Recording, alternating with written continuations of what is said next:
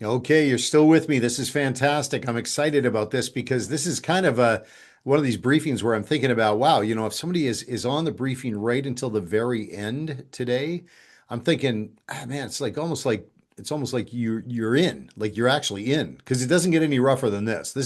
I think this is one of the toughest sort of briefings that I've had to do because so much of what I'm sharing today I have to be careful because we've got brand new people that are on the briefing, and I don't want to spook anybody. I don't want to scare anybody away. But at the same time, you need to know the truth. Like you need to know the truth, and especially when Holy Spirit shares with me something, and it is impressed upon me that I need to share it with you, then I cannot ignore that. So I'm being very obedient today in sharing what I'm sharing. So you're still here. Thank you. That's awesome. We've got a bright future, you and I. Okay. All right. So I told you we were going to talk about coalition building here. And so I put two of them together. We're going to talk about coalition building, but I'm also going to talk about this very, very important thing to understand the definition of, and that's peaceful non-compliance. You need to understand how to peacefully non-comply in the future, in our future on the road ahead. All right. So coalition building, first of all, citizen action groups, the infrastructure within churches that are built ahead of time. It's like the Noah's Ark within your church that you build before the rain comes. Because what happens is that pastors find and church leaders find something will happen in the political and governmental realm, and it will cause them all sorts of like, oh my gosh, I don't know anything about that. I'm completely lost. I have no idea how to deal with it or what it is because I haven't built the ark. And the citizen action group is the ark. It is the infrastructure within the church that is so easy to build. It's so safe to build. And it's designed to support your efforts as a church leader or pastor when you need information in the government and political realm. One second, I have a 14-year-old golden doodle that is driving me crazy over here. One sec. Go ahead. All right, we're back.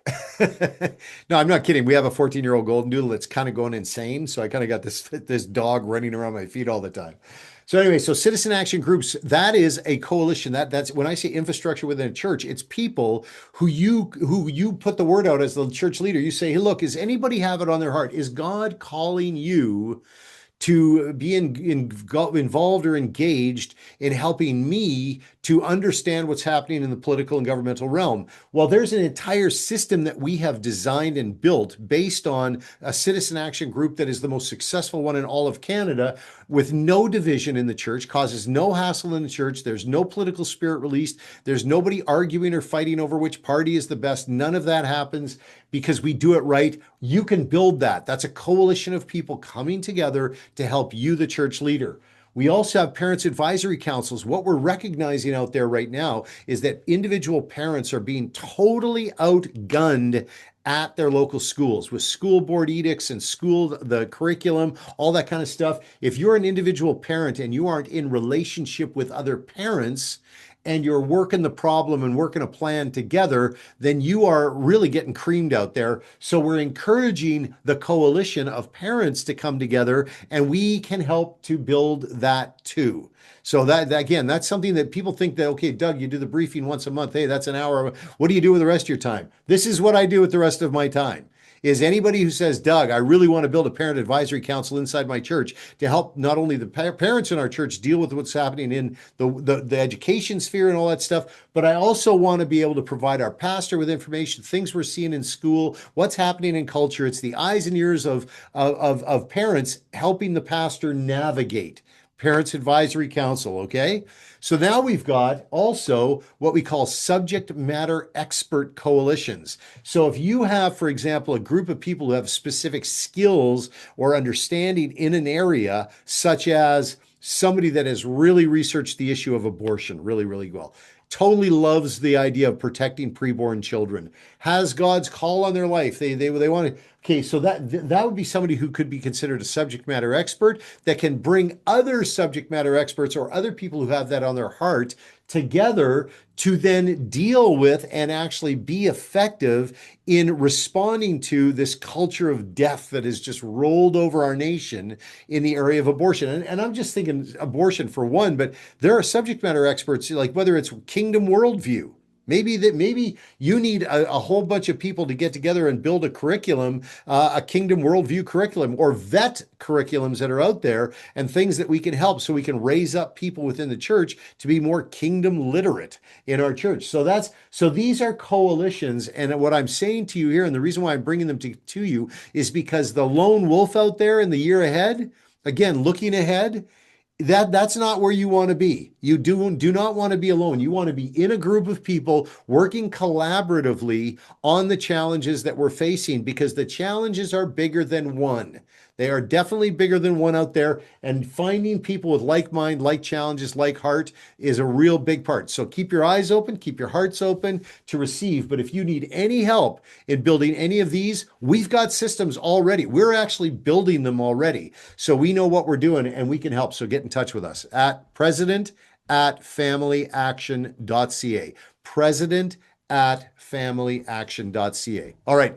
That's coalitions. That's all I want to say about that. Now I'm going to talk about peaceful non-compliance by using what I call this is the political landscape of Canada. This is the political calculus that people need to understand if they're ever dealing with politicians from political parties. You need to understand the way they see the world and what they're thinking of when they're looking at you as the Christian. So I'm going to help you. Okay, in our parliament, there are 343 total seats, right? So this is a scale from 0 seats to 343 seats. Think of this as a scale. It gets greater as it moves down here, right? Okay, every member of parliament, every leader, Pierre Poilievre, Mark Carney, Jagmeet Singh, or whoever else the crazed individual is who's going to replace that person. Okay, this grid here, they're all would love to get to here, but especially like to get to here, majority. And what that just simply means is that they have earned a minimum of 50% of the seats. They've won 50% of the elected seats in the House of Commons. So they have what's called a majority government, right? So again, crazy golden doodle, one sec. Come on in. Come on in. All right. So they want to get to this majority here. And so what they have to do is in their minds, they're thinking, I've got to go appeal to the broadest number of Canadians that I can across the country so I can get this 170 some odd seats to get to the majority level. So that way I can have a mandate to govern for 4 years and I can just do whatever I want for 4 years, right? Now that's what they sometimes think. But so they're trying to get to there. Now, what they're asking us to do, like let's say that they go, well, wait, if I want to get to here, to this point here, I may have to deal with getting support from bloodthirsty, people who just can't have enough abortions. They just want more abortions. They want more abortions. So I might have to do a deal with some people who really love abortion to get to the 50% point. So what they do is they go to the people that they already have secured the help from all the way along, and they say, hey, look, we just need you to not be so vocal about abortion because defending children in the womb and all that inconvenient stuff about like protecting children before they're born. We need you to be quiet about that for a while because we're over here trying to secure the votes of people who love to actually terminate pregnancies. So we got to get to this mark. We got to get to there. And so you hear this a lot. They go, take a little water with your wine. Take a little water with your wine. We're just trying to build a coalition government. We got to bring people together. One big tent idea, right? So they say, okay, just like okay. So there we got abortion. We got that. Fine. Now you're not talking so much about abortion, and then they'll go to euthanasia and say, look, you know what? There's a lot of people out there that really don't want elderly people to live that long. It's a burden on society. They say the last 6 months of your life is like the most expensive, and they don't see any value in having like elderly people around. They're just costly, right? So, but we got to get their votes because we got to get to this majority level here so that we can become the government. So we just need you to like be quiet about euthanasia. So I know you don't want to euthanize grandma, and I know you think it's just like life is value of life is innate, and life value of life, it comes from God, and all those inconvenient things that we think about, right? So we just need you to compromise on euthanasia. And by the way, uh, you know, LGBTQ, that's getting to be, that's a big section here. Like we really got to charge this line here to try and get that. So everything you believe about God creating men and women, like two sexes, two biological sexes on for just need you to compromise on that. Oh, and you know what? You got to give up some of your parental authority because we're going to do things to your kids in school, and we don't want you raising a stink about it because it's really inconvenient because we're trying to get the teachers lobby, the teachers union. If we could just get them, we can get over this line. So what we're going to do is we're going to take just make some compromises with your kids. Let your kids be indoctrinated a little bit at school. Oh, as a matter of fact, we're just going to take your kids, okay? Because we're going to propose legislation where if you don't actually like agree with what we teach your kids at school, then we're going to actually fine you $20,000 and throw you in jail for 5 years. And your pastor, we're going to do that too. But don't put up a stink because we're trying to get government here. And when we have government, everything will be fine. And by the way, you're going to have to sacrifice some of your free speech rights. And we're going to bulldoze you at convention. When you decide to come to a political party convention for our party, we're actually going to throw roadblocks up in front of you so you can't speak and you can't be heard, and we're going to tip the scale on you, and we're going to try. So okay, now am I making my point? Am I making my point here? This is the way the politicians are thinking now, especially on the right side of the political spectrum. So when I talk about peaceful non-compliance, it's really simple. You don't have to get mad at anybody. You just got to look your conservative member of parliament in the face and go, no. No, I'm not coming along. So as you charge that center line and try and get the support of all these people in the middle who, quite frankly, I think are demon possessed, probably a lot of them, and they need Christ. They don't need to vote for you. They need to come to a knowledge of God inside of them that will heal them and bring them to a place of understanding of who they are in Christ. This is what we think is necessary, but the truth is they want us to do all this so they can get a majority government. That's where we're at.